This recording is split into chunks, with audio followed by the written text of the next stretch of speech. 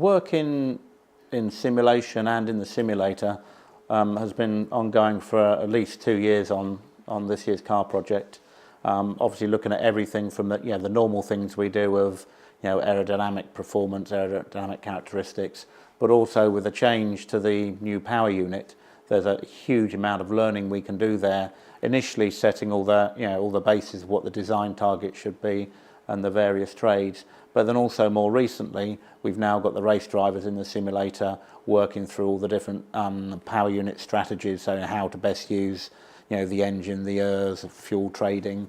I think that I think certainly the race drivers found that very useful, very informative in preparing for the tests. We've already worked through Bahrain and Jerez.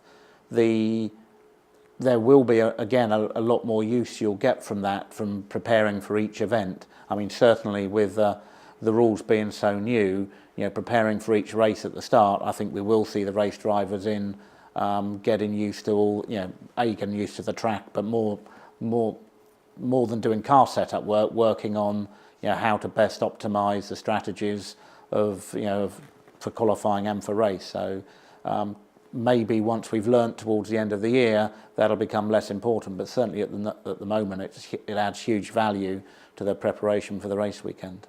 Well, I think the regulations don't really affect the pit stop strategies and the design of the car for pit stops, so to speak. I think there will be quite a strain on the way we go racing, but more in the preparation and getting the car ready for the next event and working on the car in session. I mean, there's a huge increase in the complication and a huge increase on the workload, both on the engineers trying to work out exactly how to optimize it or to solve some very complicated problems, and also for the team in general, the mechanics working on engine and chassis. The workload does go up quite dramatically with the rule change. Coming back to pit stops, I think in reality that's more affected by the aero directions you take and how hard you make things, to fit and remove wheels and things like that, than anything else. So that's not really affected by the rule changes that we've had this year.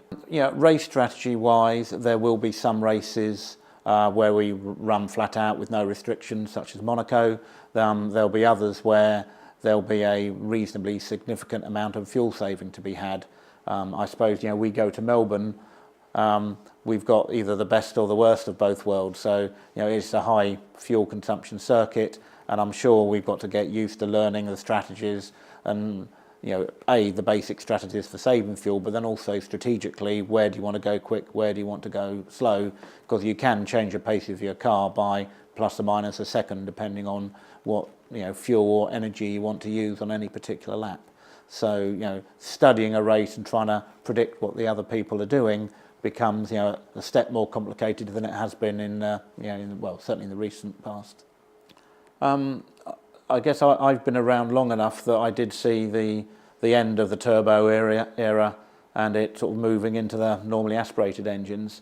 Although that was a reasonable change, it was nothing compared to the power unit regulation changes that we have for this year.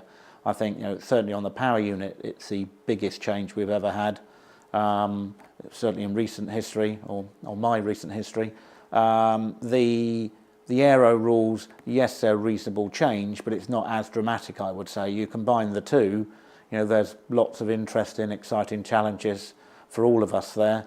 Both on the chassis side, the aero side, there's challenges on getting the car to the weight limit as well as optimising the power unit. So there's certainly the whole design team all through the company has been challenged, and we'll see in Melbourne where we are.